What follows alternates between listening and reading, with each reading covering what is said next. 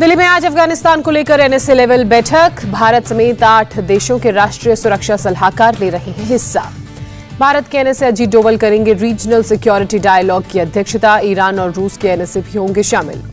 Kazakhstan, Kyrgyzstan, Tajikistan, Turkmenistan और Uzbekistan के NSA भी बैठक में लेंगे हिस्सा। सम्मेलन में आतंकवाद, कट्टरता और ड्रग्स तस्करी रोकने पर भी होगी चर्चा। सम्मेलन में शामिल नहीं होगा पाकिस्तान। एनएसए सम्मेलन से पहले तजाकिस्तान और उज्बेकिस्तान के एनएसए से अलग से मिले अजीत डोवल। अफगानिस्तान और आतंकवादी गतिविधियां बढ़ने पर जताई चिंता। अफगानिस्तान को लेकर फिर कटघरे में चीन। भारत के सिक्योरिटी डायलॉग में नहीं लेगा हिस्सा। आज सुबह 10:30 बजे पीएम आवास पर होगी केंद्रीय कैबिनेट की बैठक। पीएम मोदी करेंगे बैठक की अध्यक्षता। आज मंत्रियों के साथ भी बैठक करेंगे पीएम मोदी। शाम 4 बजे सुषमा स्वराज प्रवासी भारतीय भवन में होगी बैठक। आज महाराष्ट्र सरकार के कैबिनेट मंत्रियों की होगी बैठक। दोपहर 3:30 बजे सह्याद्री पर होगी मीटिंग। महाराष्ट्र के मंत्री आज सुबह 10 बजे करेंगे प्रेस कॉन्फ्रेंस। पूर्व सीएम देवेंद्र फडणवीस पर बड़ा खुलासा करने का किया दावा। फडणवीस के आरोपों पर नवाब मलिक का पलटवार। कहा, फडणवीस को लेकर फोड़ूंगा हाइड्रोजन बॉम्ब। नवाब मलिक ने कहा, फडणवीस ने मुझे लेकर बम फोड़ा नहीं बल्कि आडंबर खड़ा किया। नवाब मलिक ने फडणवीस के आरोपों को बताया गलत। कहा, बम ब्लास्ट के किसी भी आरोपी से जमीन नहीं ली। नवाब मलिक का पलटवार, देवेंद्र फडणवीस का अंडरवर्ल्ड कनेक्शन सामने लाऊंगा। नवाब मलिक ने कहा, फडणवीस राज में अंडरवर्ल्ड का सरगना विदेश में बैठा उगाही करता था। फडणवीस के आरोपों पर बोले नवाब मलिक के बेटे फरहाज मलिक। कहा, बड़ा चढ़ाकर पेश किया गया जमीन का मामला। देवेंद्र फडणवीस का आरोप, नवाब मलिक के अंडरवर्ल्ड से रिश्ते। मुंबई ब्लास्ट के दोषी सरदार वली खान से जमीन खरीदी। फडणवीस ने कहा, नवाब मलिक ने दाऊद की बहन हसीना पारकर के करीबी सलीम पटेल से प्रॉपर्टी खरीदी। 5 प्रॉपर्टी में से 4 प्रॉपर्टी में अंडरवर्ल्ड का कनेक्शन। देवेंद्र फडणवीस की पत्नी अमृता फडणवीस का नवाब मलिक पर हमला। कहा, उन्हें अपने जमाई और उनकी काली कमाई को बचाना है। बीजेपी नेता मोहित कंबोज का हमला। फडणवीस के खुलासे के बाद कुर्सी छोड़े नवाब मलिक। तुरंत जांच शुरू होनी चाहिए। समीर वानखेड़े की पत्नी, उनके पिता और बहन ने महाराष्ट्र के गवर्नर से मुलाकात की। नवाब मलिक के खिलाफ शिकायत की। समीर वानखेड़े के पिता की याचिका पर आज बॉम्बे हाईकोर्ट में सुनवाई। नवाब मलिक के खिलाफ मानहानि का केस किया है। समीर वानखेड़े की पत्नी की बहन ने नवाब मलिक के खिलाफ शिकायत की। गोरेगांव पुलिस स्टेशन में कंप्लेंट फाइल की। मानहानि केस में नवाब मलिक ने बॉम्बे हाईकोर्ट में जवाब दाखिल किया। कहा, कोई भी बयान गलत और झूठा नहीं। एनसीबी के डीडीजी ज्ञानेश्वर सिंह ने मुंबई पुलिस कमिश्नर से मुलाकात की। आर्यन ड्रग्स और समीर वानखेड़े को लेकर बातचीत हुई।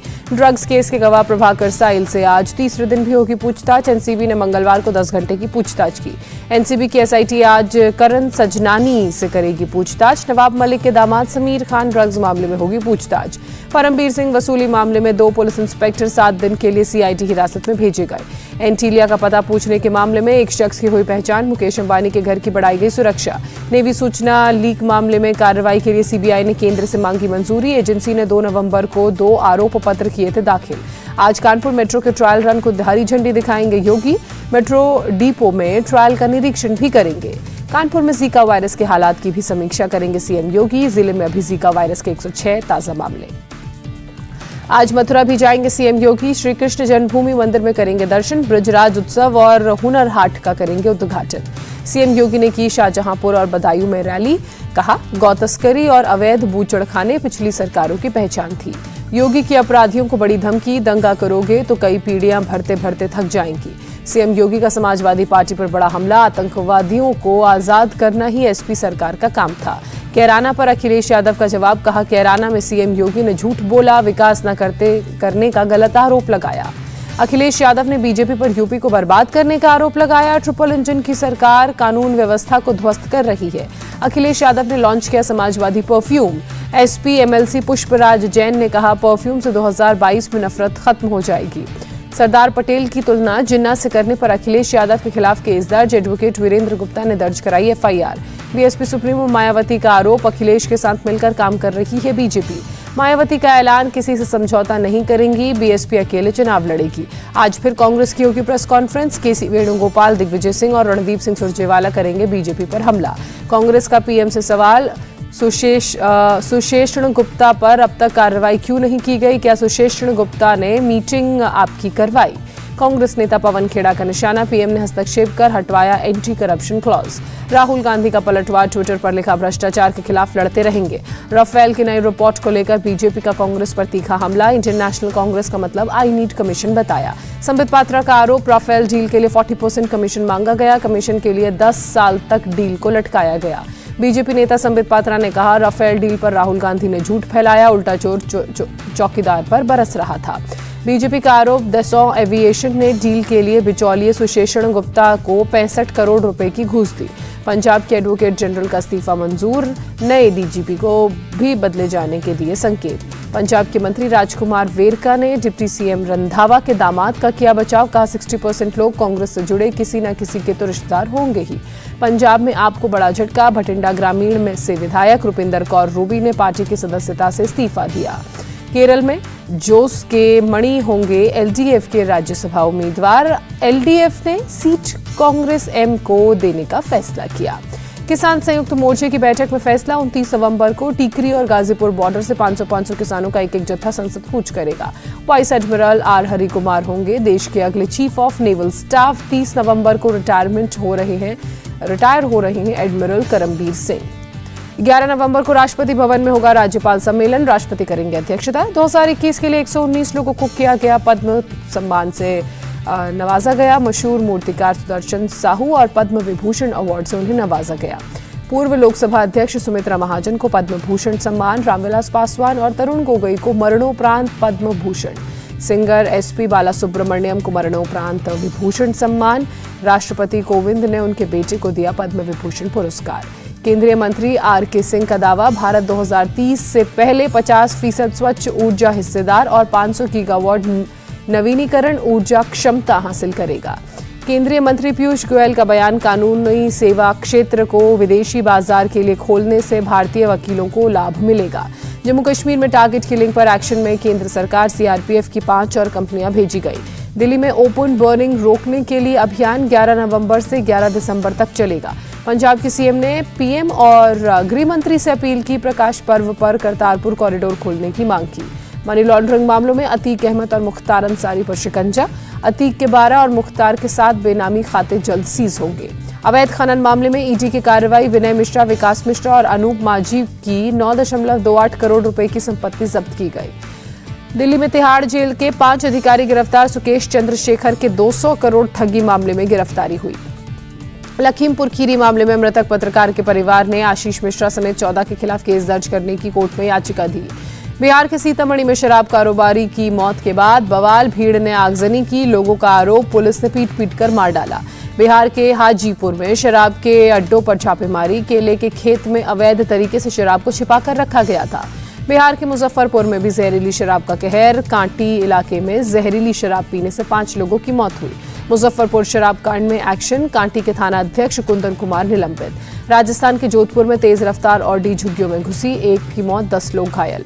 छठ पूजा के तीसरे दिन आज डूबते सूर्य को दिया जाएगा अर्घ्य। बिहार, यूपी समेत देश के कई हिस्सों में नदी और घाटों पर तैयारी।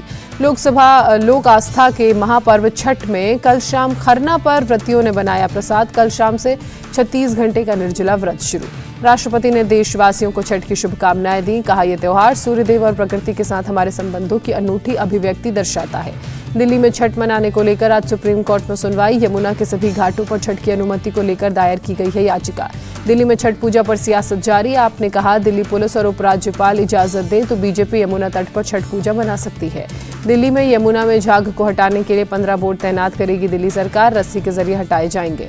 पटना समेत बिहार में छठ पूजा को देखते हुए 13 एनडीआरएफ की टीमें तैनात, लोगों से सावधानी बरतने की अपील की गई। झारखंड में गिरिडीह में छठ पूजा के दौरान हादसा, नदी में नहाने गए 4 लोग डूबे। सीएम ममता बनर्जी ने कोलकाता में जगाधरी पूजा का उद्घाटन किया, छठ पूजा के लिए 2 दिन का अवकाश घोषित किया। कर्नाटक के शिवमोगा में टला बड़ा हादसा, आरपीएफ और जीआरपी के जवान ने ट्रेन की चपेट में आने से महिला को बचाया। मुंबई में उमर पैलेस के 5वें फ्लोर पर लगी आग, बड़ी मशक्कत के बाद आग पर काबू पाया गया। दिवाली में पटाखा फोड़ने से मना करने पर एक शख्स ने कार में लगाई आग, सीसीटीवी में कैद हुई तस्वीर पुलिस ने पकड़ा। Fire safety officer additional commissioner का खुलासा, कई नोटिस के बावजूद अस्पताल में नहीं हुआ नियमों का पालन। दिल्ली में तेजी से बढ़ रहा डेंगू। इस साल अब तक 9 लोगों की मौत, 2700 से ज्यादा मरीज सामने आए। भारत में वैक्सीनेशन का आंकड़ा 109 करोड़ के पार पहुंचा। तेजी से चलाया जा रहा है हर घर दस्तक अभियान।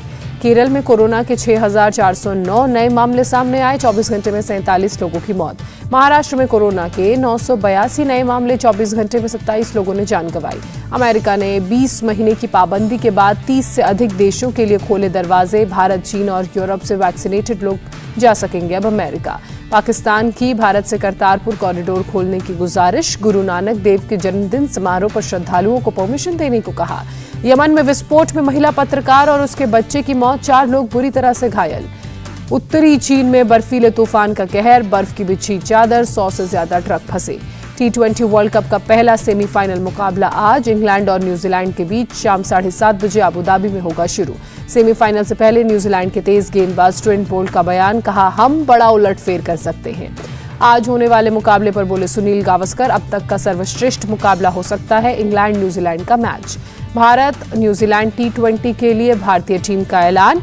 विराट कोहली को दिया आराम, रोहित शर्मा होंगे कप्तान। वेंकटेश अय्यर, आवेश खान और हर्षल पटेल को पहली बार भारतीय टीम में मौका। हार्दिक पांड्या टीम से बाहर। इंडिया टीवी हर वक्त हर जगह डाउनलोड करने के लिए सर्च करें India TV news Google play store या ऐप स्टोर पर।